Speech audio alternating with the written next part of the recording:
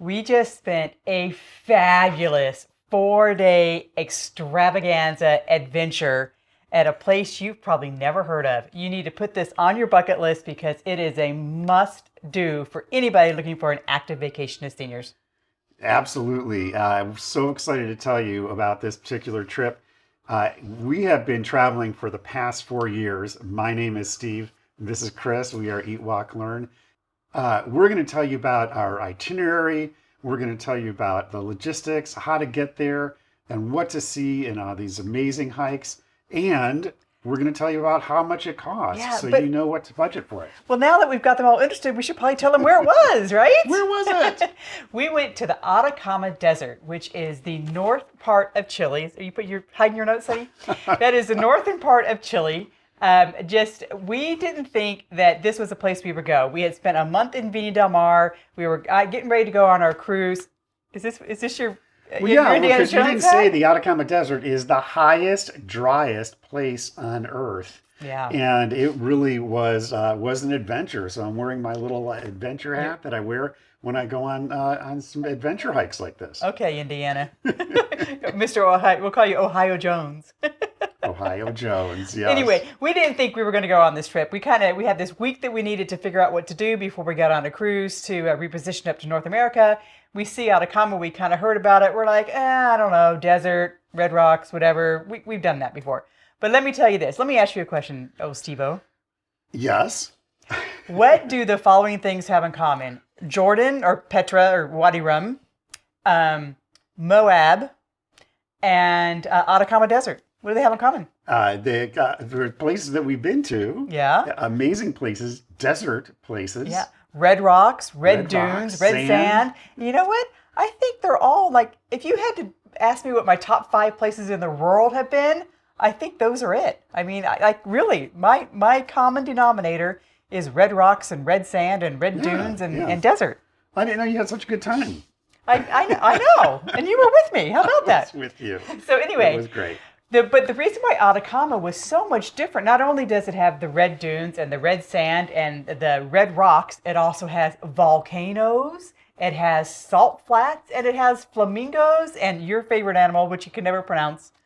The Ria, no. The vicuñas. Vicuña. The vicuñas, which are like llamas, they're smaller llamas. And also Rias, which is the South American ostrich. So, boy, did we have fun. So on this particular video, we're going to tell you about all the places we went to. We're not going to tell you about all the places we went to. We're going to tell you about the 5 hikes that we really enjoyed on this particular trip.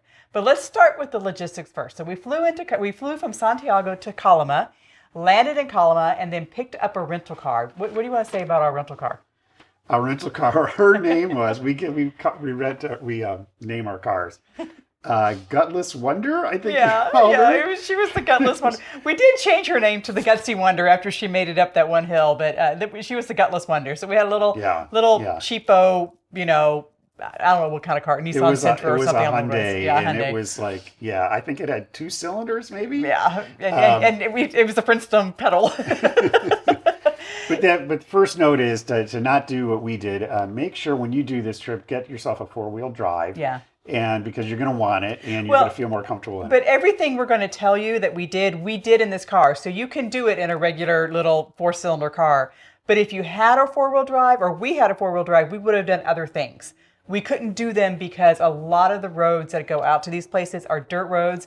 The dirt roads are really good, but some of them are that washboard, which you do need a 4-wheel drive for. Yeah. So anyway, if you can get one, get one. If not, you're not going to miss out on this itinerary, but you will miss out on some other things.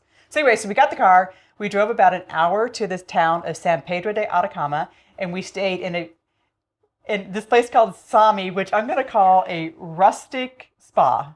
A lodge, the Sami Lodge or Sami Lodge. Yeah. And I enjoyed it. We had a great room. Breakfast is included. Nice breakfast. They had a pool and a hot tub. It did. You could get a spa. Yeah. You could get a massage. Yeah. It was about a 20-minute walk outside of town, which at first we thought was not a good thing. But in the end, we were really glad we were out of town because There's dirt roads everywhere. It's very, very dusty. The in town where all the tourism is going on is very busy and noisy. So we were kind of glad that we were outside town. Yeah, And the lodge actually would give you a ride into town if you wanted to. So that was nice. Exactly. So they were very hospitable and absolutely had no problem giving you a little 5-minute ride into town or picking you up from town and bringing you back. There was also that nice little platform in the back to watch the stars. Yeah. Stars are incredible. Imagine you're in the highest, driest place on the planet and there's no light pollution at all from anywhere. So, yeah, which kind of leads to the point of there are lots of tours you can take in San Pedro. Everything we're going to talk about, you could probably do on a tour.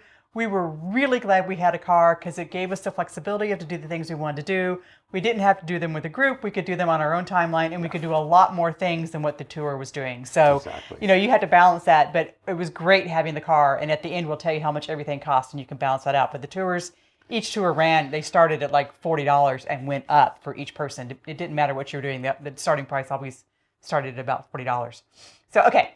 So that's how we got there. So let's talk about some of the hikes that we did, Yeah. and then we'll filter in some safety issues and things like that. Right. So the first hike we went to, we kind of actually stumbled upon this. We had done a bunch of research, and we kind of thought we were going one place, and we ended up at another. At the other place, we ended up at Valle de la Muerte, which is Death Valley. So all you Californians, you know Death Valley, but this is the Death Valley of Chile. We ended up there and paid the entry fee and thought we were anyway. We were driving along, and all of a sudden there's this giant dune. I mean, tallest dune I've ever seen, and sandboarders were coming down it. Wasn't that fun? The sandboarders were great. You could rent them. We did not rent. Yeah, it was $10 an hour, $10 to $12 an hour for a sandboard. In case you want to get on a sandboard and ride the dunes. My snowboarding skills are not like this. So sandboarding, I don't think, but it was really fun to watch. And then going on the hike up to the top to the lookout point and being able to just see for miles and miles with the mountains behind you and the valley in front.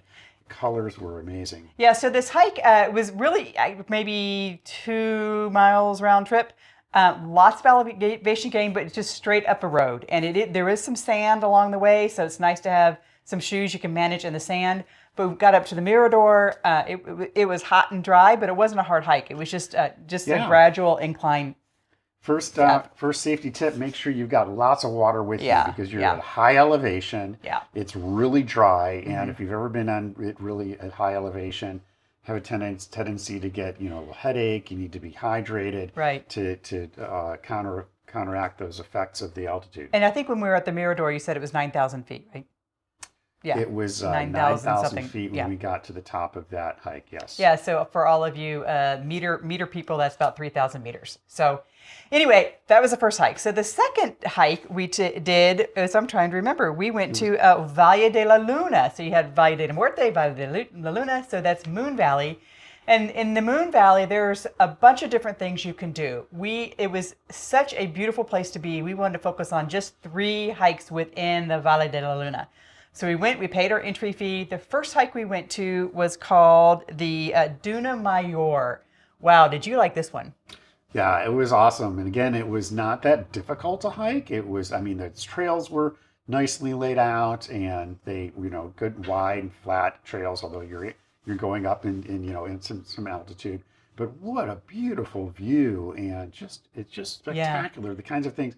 It's like, wow, I've never seen this before. So, like you look one way and it's a white sand dune. You look the other way, it's a red sand dune. You look in the forward, there's this like amphitheater sort of geological feature to kind of look like a big upside down spoon. Bowl. Yeah. Big bowl, all because of Mother Nature that created these geologic effects after millions of years. So this hike also there was some sand on this hike, so you got to get your beach sand legs going on, and it was about a 45-minute hike. So the first one was probably an hour. This one was about 45 minutes.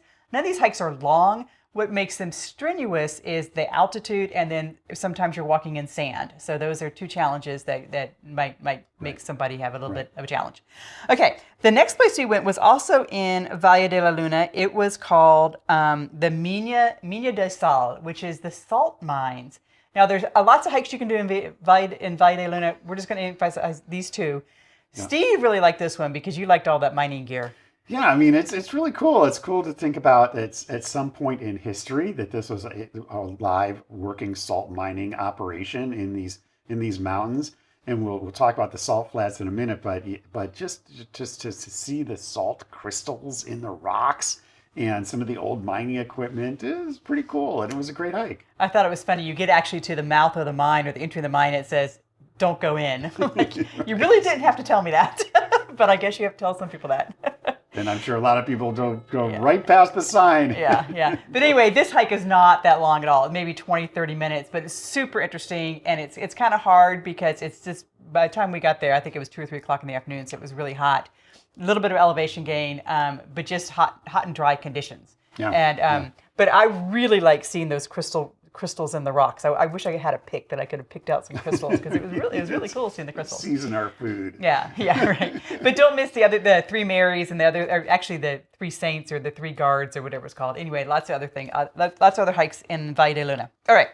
The next day, we got in the car. We drove. This is the furthest that we drove. So we kind of drove as far away as you can from San Pedro to it's. They use 2 names simultaneously for the same place. One is Piedras Rojas, which means red rocks, which I love because I'm a huge Red Rock fan. Coming from Denver, I have to own it. And then it's Piedras Rojas or it's Aguas Calientes, which is warm waters.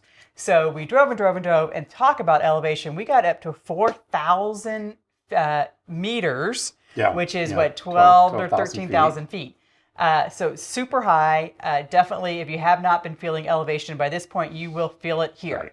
Right. So you come up over this mountain, then you drive down, and it's a lagoon. Trying to put words to these things is just ridiculous. It's just this beautiful flat, gorgeous lagoon that's bordered by red rocks, but then you have salt kind of edging, like a margarita glass, kind of salt edges the lagoon. Like it's just scrumptious. Just like a big margarita. Just scrumptious. So the hike, and again, you pay your fee. The hike down to the lagoon and back really it's maybe a 45-minute hike. I mean, we should be calling these walks maybe more than we should be calling them hikes. I mean, that was one of the places, though, that I was definitely feeling the elevation. I had to slow down. And in fact, they warn you right when you come in. They say, walk slow. And yeah, I felt it. And at one point, you had to stop. I was kind of trying to catch my breath. And it's like, it was a little bit of an elevation gain, but it wasn't enough that would normally make me have to stop it to catch my breath. It was just a circular hike from the parking lot down to the water and back. It was along slick rock. So if like in Moab, a lot of the trails are on the red slick rock. That's exactly what this was. But it was just so incredibly, stunningly beautiful. Yeah. Amazing place. Okay, so then after we went to Red Rocks, we ended this. I think it's hard to pick my favorite. The next place we went was Laguna de Chaxa.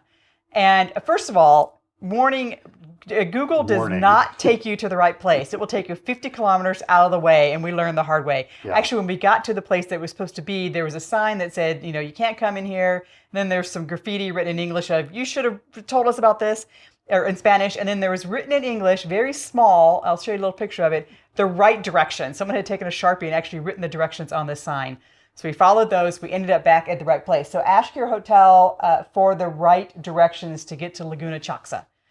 Anyway, we get there and we're driving, and it's like you're on the moon. Like there's this texture. It looks like petrified oyster shells. Yeah, I mean I just can imagine that this was a massive seabed, an ocean at one time that slowly dried up, and that just the ground is just like it's nothing I'd ever seen before. With the crystals of rock that just were just like cracked and anyway. So you're driving. You go down this road. It's probably 10K, 5 or 6 miles down this road. You're like, there's no water out here. I mean, if there's any water out here, it hasn't been water out here for a long time. And all of a sudden, there's this lagoon, and there's flamingos everywhere. Wow. And what's nice, so you've got this flat blue with the pink flamingos, and then this oyster bed all around, and then this ring of volcanoes all around it, these red volcanoes with white snow caps. Stunning.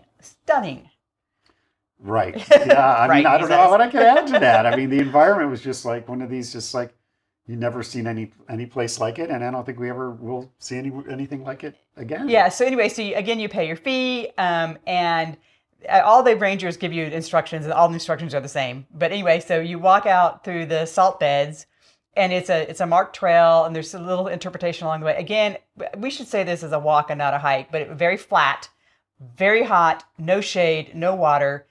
Probably 45 minutes or so to walk around to see the flamingos. And there's 3 different species of flamingos, and they teach you what the 3 different types are. So it's fun to sit there and try to identify all the different types and watch them feed and dance and flap their wings. And it's just stunning, stunning. I really enjoyed it. Can you tell? Yeah. Yeah. I can tell. I can tell you really liked it. And it was worthwhile because it was at one point when we were going in the wrong direction and we knew we kind of had to turn around and kind of go back and around the other way. We were like, I don't know, is this good? Is this place worth it? Yeah. It was definitely worth it. Yeah. Definitely a great place to go to. Yeah. Yeah. So we're going to tell you the last place, and then we're going to tell you how much it all costs. So before we get there, do us a favor, subscribe if you're not already a subscriber of our channel. If you are a subscriber, click that like button and the alert button. And if you're not a subscriber, click that like button and alert button. If you click the like, it really helps us, and it helps that YouTube algorithm find you and get our content to you. So, but liking us really facilitates getting you what you want and getting us the feedback that we need to give you what you want. So thank you for that. Anyway, so the last hike, I think this was my favorite hike. It was different, completely different than the others because we started heading up into the mountains and we actually went to a ravine, to a canyon, and it was called the Cactus. Valle de la Cactus. De los Valle Cactus. de la Cactus. It really was the only place where there was a lot of vegetation. Beautiful cactus. Oh my God. And the water and they're the not canyon walls. Were they not saguaro cactus?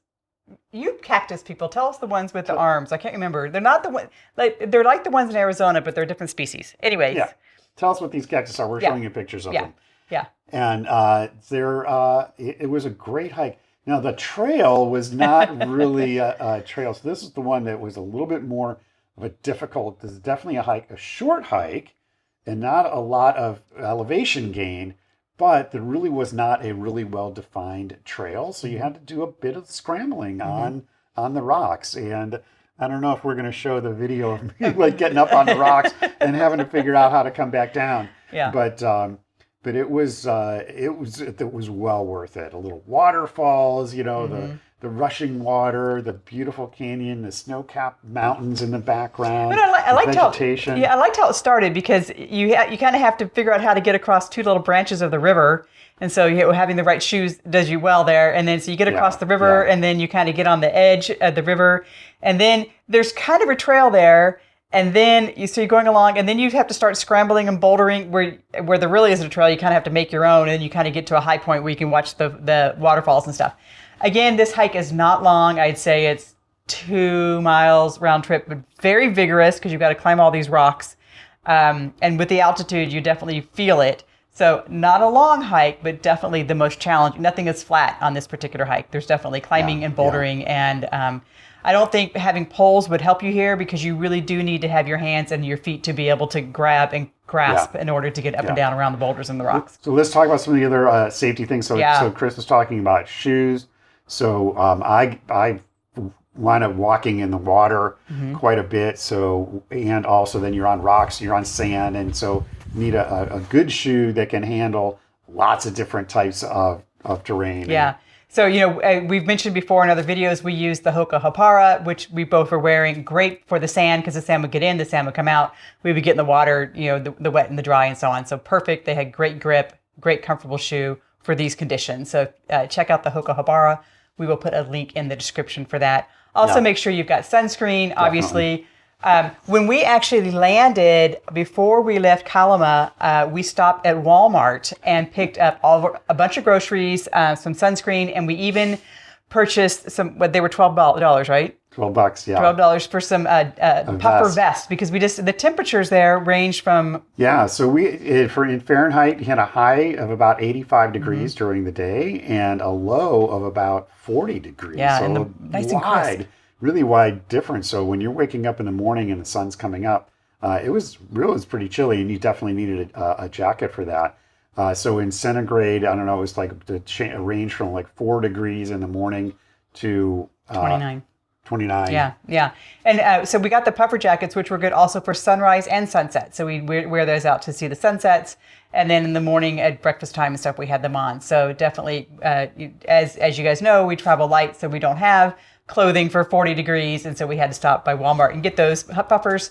And then we got back groceries and water. You can't drink the water in San Pedro or Atacama. Right. So we got big buckets of water and we drink them dry while we're there because it's definitely a dry place. So if you waited this long, thank you so much. We're going to tell you how much this all cost us. Now, we actually cashed in some Chase Ultimate Rewards points that we got from using our Chase Sapphire card. If you're looking for a great credit card, grab that Chase Sapphire. You can use those Ultimate Reward points for not only hotels, but for rental cars. So we're going to give you the dollar amounts for what these things cost. And tell you when we use points. So our flights, how much were our flights? Yeah, flights from Santiago, Chile to Calama and back, round trip was $220 for both of us. Yeah, so pretty cheap. Really great price. And the way we were able to get them so cheaply is that we all just had a little backpack with us because we were just there for 4 days and we were coming back to Santiago. So we left our bags, which are small bags anyways, but if we didn't have to pay for any luggage. So normally you would have had to pay $30 per person each way. Right. For luggage would have almost doubled the cost. Right. So So we just left our luggage at the hotel that we checked in Santiago. So and they were nice enough to keep it for 4 days. Speaking of hotels, we stayed at the Sami Lodge, which included breakfast.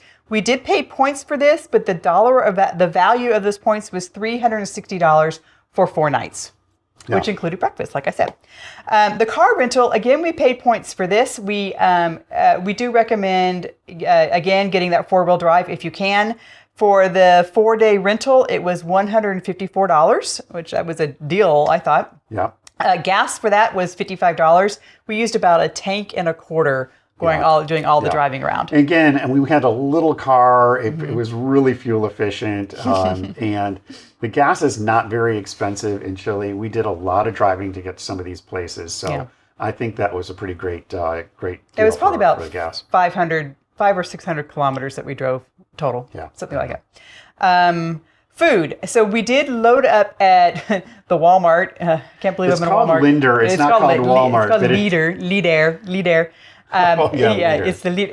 It's the Walmart of South America. We got water and fruit and nuts and bread and hummus and stuff, so we could snack on that on the trail or wherever and for dinner. So we did go out to dinner one night to what was the name of that place? Do you remember? Cafe de la Vida. I think it was Cafe de la Vida. It was really good. It was $9 for a menu del dia. Yeah, lots of deals in town. Lots of $9 menu of the day deals. So which was your entree, your appetizer, entree, dessert, and a drink usually. And then we did have some park fees. Now each park is run by, we think, a different tribe. We didn't quite understand why different places were charging different things. Yeah. A lot of the park fees you have to pay online. So research that a little bit, and you have to get those tickets before you go. For example, when we went down to the Aguascalientes, the Red Rocks area, you do have to get those tickets the day before. You get a timed entry. You have to stop in a town called Sociare. That sounds like French. Sociare. Anyway, Socaire. You have to stop there an hour before your entry time. So there's a little administrative thing going on, and you have to get the ticket the day before, if not longer, so for your timed entry. Anyway, combined, all of our park fees came to $85. That's for each person gets charged. And Steve did get a senior rate. 60 and over was the senior rate. I'm not quite old enough for that senior rate, so I had to pay the full amount. But it was $85 in fees. And it was pretty much everywhere you went, you had to pay a fee. Yeah, it was, but it was worth it. Yeah, we would do it all over again in a heartbeat. So, having said all that, our 4 days, we did want to say one thing about cell phones.